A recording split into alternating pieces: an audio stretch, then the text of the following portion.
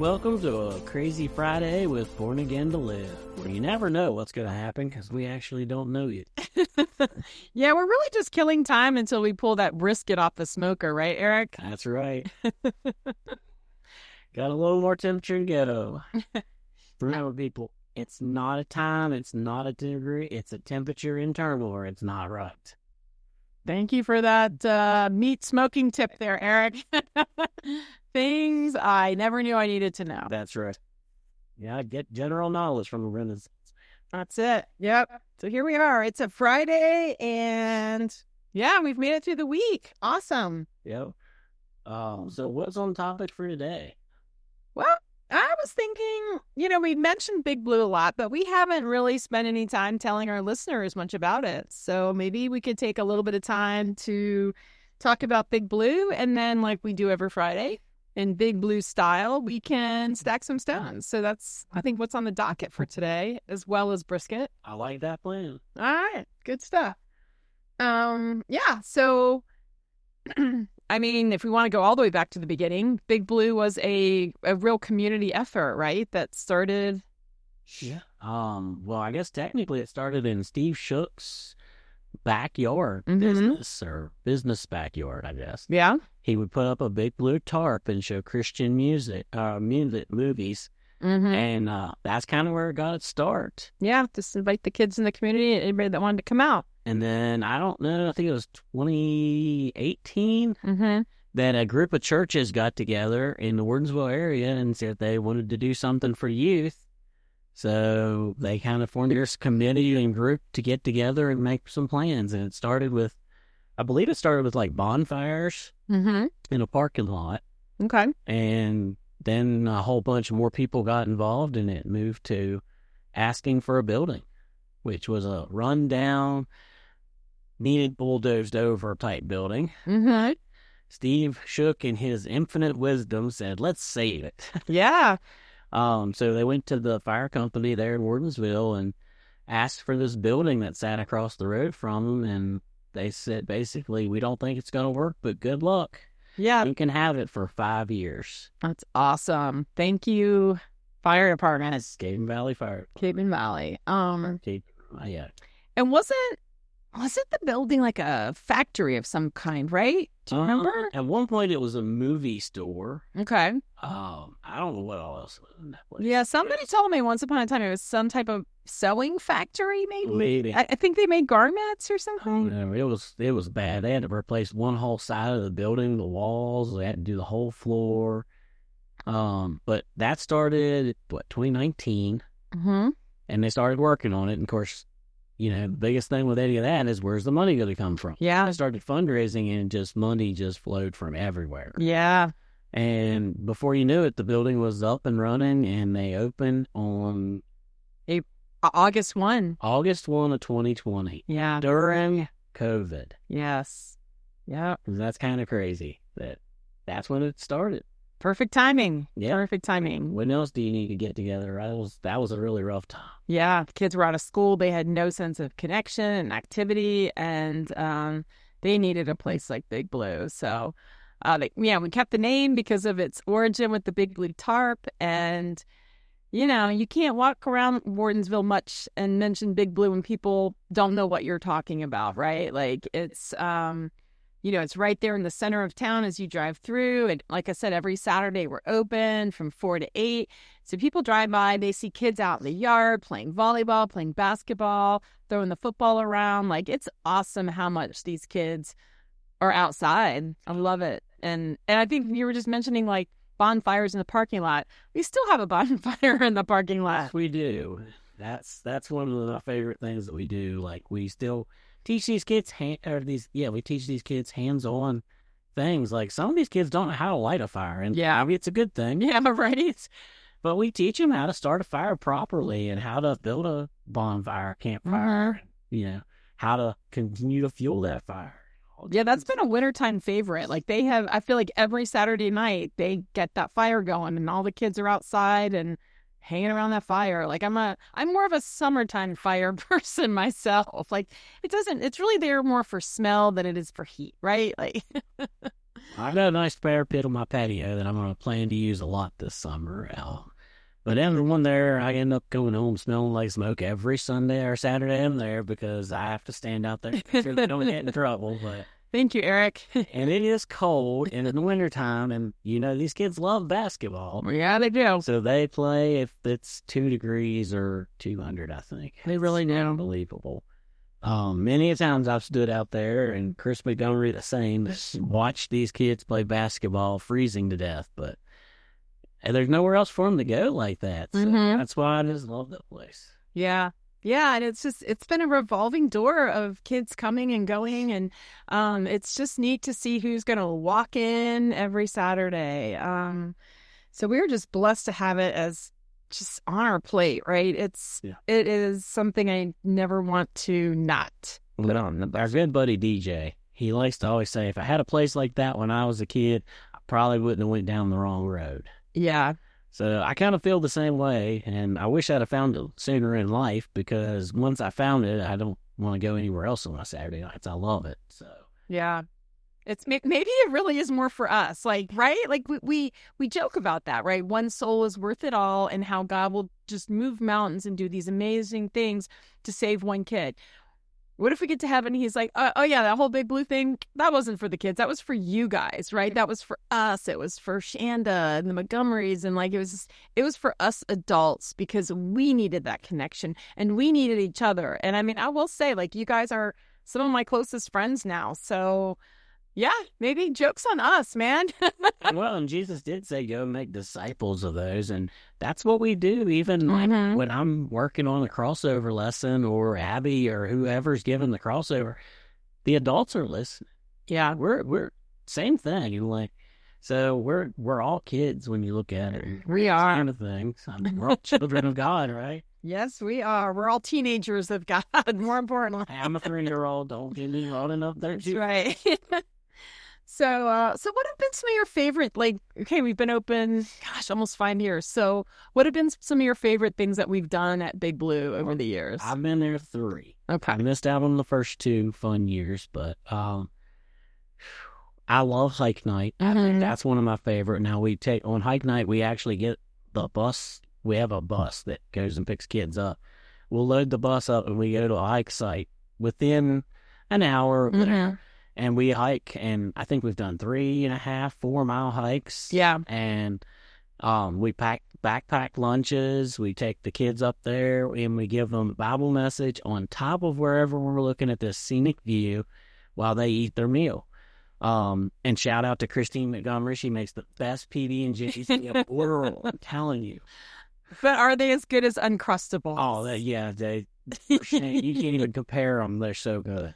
Wow. Yeah. Her ratio of peanut butter to jelly is like perfect. Wow. I'm going to try these. I ate 3 last time. So Christine, make me some sandwiches. I love hike night. I love, we do concerts with these kids, opening their eyes. I know one of the group of kids that's there, they actually play in bluegrass music. And we took them to a rock concert. And they had fun. It was different, but it was fun. Yeah. So just these different events we do, and the way we open their eyes to the world around. Like, some of these kids, you may not even know that they don't know stuff until you get talking to them or interacting with them. My favorite overall event was the mission trip. Of course. Yeah, absolutely. Absolutely love that. But like on that trip, we got into Pennsylvania, and there was a kid in the vehicle who said, I don't know that I've ever been to Pennsylvania. I'm like, wow, it's not that far away. And then we get to New York, and all the kids are like, we've never been to New York. So we stopped and took a sign picture on the side of the road, because that was a new one. So yeah, just those experiences and those, just taking them outside of Wardensville and Baker and this small little community and showing them a little bit of the world. And at the same time, controlling their world enough that they're not just thrown to the wolves. They've got a shepherd or somebody there to watch over them a little bit. Yeah, no, those are some great events, and I'm excited about this next mission trip. Is let's see, it's in 2026. 2026. It'll be probably right after school lets out. We're talking because last time we did it right before school came back in, but it limited some of the kids because we do it for juniors and seniors. Yeah. And when you do that, the seniors are going to college and whatnot, so you kind of lose out on those kids. Yeah, so like early June or mid-June, we're going to Something like that. think about going somewhere. We'll finalize the details, but it'll be an amazing trip. I hope I'm lucky enough to get to go. Yeah, me too. Well, and for me, like some of the things that we've done at Big Blue, I love the creative contests, right? We've done some fun things. Like we did a Peeps diorama, which all the kids did these different little scenes using these marshmallow buddies and chicks. Like the creativity involved is just incredible. We did this a few years ago, and I think it's time to bring it back. But I remember when all the kids made gingerbread houses, and there was just candy and sugar for miles, like and again, seeing what these kids can craft up, like the ones that you don't think are going to be crafty are really creative. We did a challenge where we called it the Halloween costume contest, and we just gave them random stuff and categories, like make a costume about this, make a costume about that, and just see what they come up with. I love it when kids work in groups, especially when they're not always with their friends, right? You really get to see who shines in the leadership roles and the creative roles, and you get to see different people kind of come out of their shell. So I'm a big fan. We're actually getting ready to do the duct tape challenge, or as I like to say, the Great American Duct Tape Challenge. And people are like, what is this? Like, is it like the ice bucket challenge? It's like, no. It's just kind of a competition using duct tape. But when you put Great American in front of it, It's better. It sounds cooler. Yeah. So yeah, we've had some really amazing times at Big Blue, and it's funny you brought up the hike night, because I feel like that first hike night, that was where you and I became friends, yes, right? Like we bonded. We did bond that night. So yeah, another one that Amy and I star in. I knew this was coming. It is the Big Blue's Got Talent. Yes, that was one of the best nights. I just, the creativity again, I mean, and the talent level. Yeah. All impressive. Sometimes we did have a kid break a hand. Yeah. I say break a leg when you go on stage. This kid, he took it to another level. It's all about getting that trophy. That was not part of his talent. That just was an unhappy accident. But we laugh about it because he can too. It was hilarious. But, that night, like last year, we had a kid play piano. Actually, he's not a kid anymore, so Clyde. Yeah. Clyde won, and he played from memory like 4 or 5 songs. Yeah. Parts of them. It was unbelievable. Was it from like Phantom of the Opera or Les Mis? It was gorgeous, whatever it was. And I'm portrayed as the mean judge. Talent. It was hard for me to be mean to these kids. They're so talented. Yeah. And Amy, she breaks out a British version. I break out my British accent. And let me tell you, Eric, the children are not happy with what I have to say with my British accent. Because I'm very, I guess persnickety would be the word that I use. But yes, unlike you being the mean judge, trying not to be mean, I like to just be mean. Because I feel like I'm not actually Amy. I'm like, I don't know, my British evil twin, we'll call her Rosario. I don't know, but yes. So the kids hate my English accent. They hate my mean English judge, but I'm always like getting really hard on them. And I kind of like it. And we have a revolving third judge kind of. Yeah, a guest judge. Yeah. But it is a fun night. Yeah, the kids do so good at it. Yeah. I mean, you see a lot of different things go on. Last year we had kids, what they did, a football tossing competition. Yeah. As their shut off. So it was cool. I mean, it's different stuff, but it's just, these kids just come out in those spots. And I could say all night that this is my favorite night, but when we go unplugged night. Yes, unplugged night. We talked a little bit about anxiety through screens. You would not believe the resounding effort these kids put into getting to Big Blue on Unplugged night, which Unplugged is simply, there is no technology. We don't even use a TV. Mm-hmm. We don't use the air hockey table. We don't anything other than cooking with electric. And overhead lights. And we don't use it. And we unplug everything. They turn their phones in when they walk through the door, and if they can go without it for 4 hours, they get a chance to win money. Mm-hmm. But these kids don't even hesitate. Yeah. Turn their phones, their watches, everything in, and we get like 30, 35 kids to show up for this. And it's not the money, I don't think. I think it's the freedom of not having that social anxiety stuff hanging over them. They can unplug from the world and just live a life of kid. And we had kids pushing each other around in a wheelbarrow and whatnot. There was some crazy stuff, but they were just having fun. Yeah. Oh gosh, maybe just every Saturday, if that could just be what we do, because they willingly and excitedly just gave up those phones. They didn't care, and I think that is what I love about every time I come to Big Blue. I'm amazed at.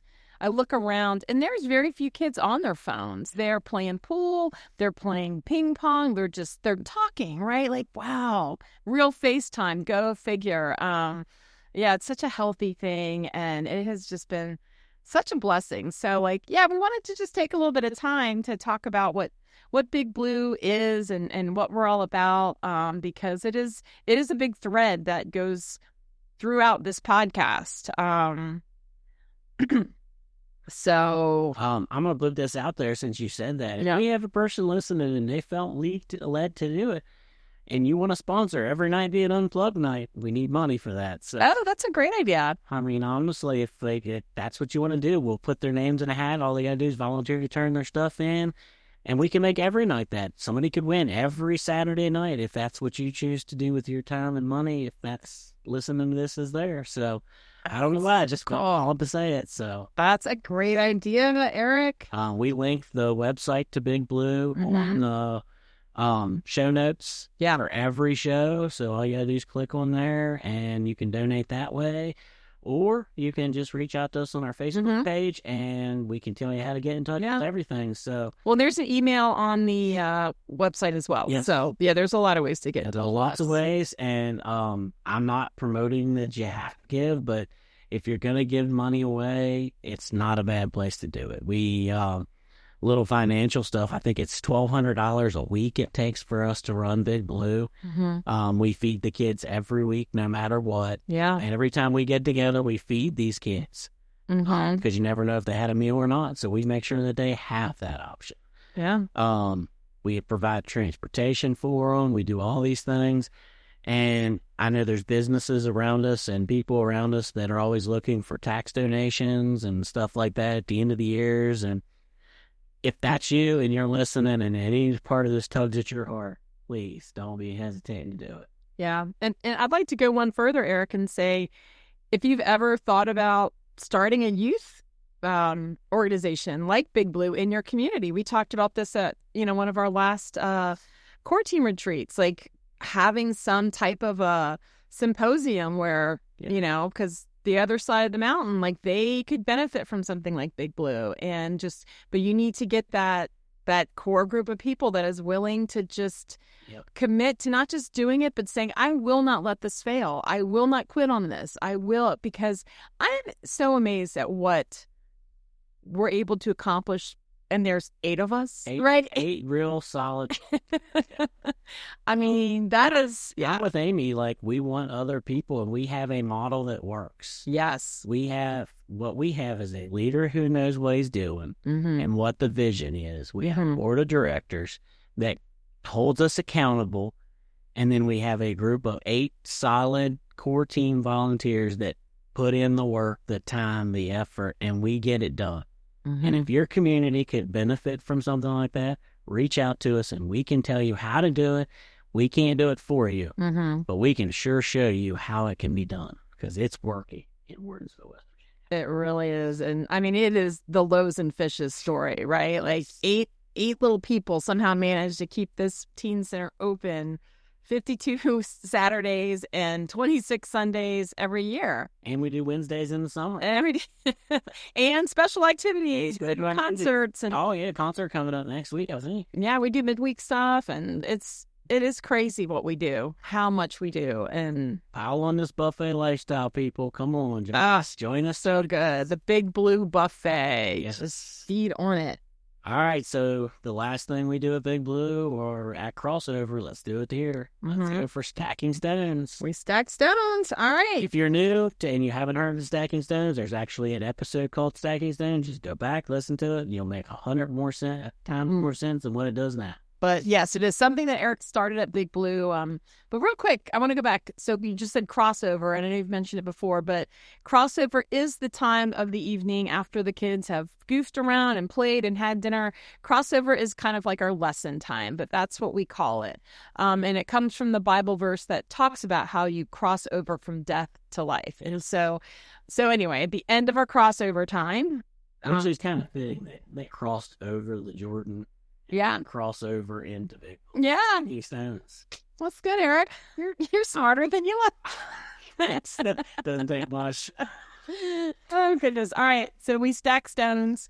You want to go first? I'm going with Big Blue. We're talked about it the whole episode. I can't say enough good things about it.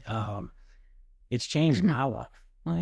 Truly changed my life and how I look at life. And we talked about grace and forgiveness and all these things we've talked about in this podcast. It's modeled in my mind by Big Blue. Yeah. We have grace for these kids. We have love for these kids. And each kid has to forgive each other for their transgressions there. We don't allow any animosity. We don't allow hatred. We don't allow these things there.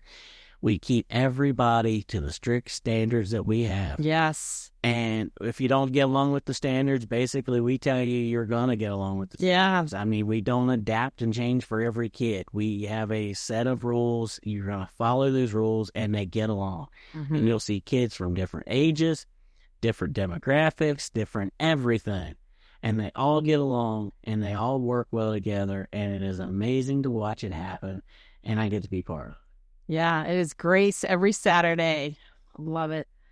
Amy, what's yours? Well, I think because it's Friday and I'm getting ready to go spend some time with my sister. We're actually going to stay at my mom's and just have a girls' weekend. And we play a ton of board games and have a lot of laughs. And, on the drive out here, I was thinking about what stones I wanted to stack. And yeah, my sister she's one of the funniest people, and maybe she's not funny to anybody else but me, right? But I laugh so much when I'm around her. And sometimes after these busy, stressful, it's been a good week, but it's been a busy, stressful week at the same time. When I get around her, again, I revert to this 12-year-old girl, and we just laugh and we bring up stupid things from when we were kids, and it's like I forget who I am for a while. So I am really looking forward to spending time with her this weekend. And I'm just grateful for her. I'm grateful to have a sister like her. So she is the stone I'm stacking for today. All right. Well, we hope you all stacked a stone with us. Think about it. That's what this is about. Thinking about things God's done for you. People, places, anything they've put in your path that God has had a hand on. Yeah. You can be thankful. And what I always say is there's nothing too small because it matters to you. Matters to God. All right. Have a good weekend. Love you. No more shame or sorrow. My past regrets were washed away. Hey guys, thanks again for joining us today. We want to make you a part of the conversation. So please visit our Facebook page at Born Again to Live the podcast and leave a note or a comment, questions, prayer requests. We just want to hear from you. And while you're at it, please subscribe, and share so that others can find out about our podcast. Thank you.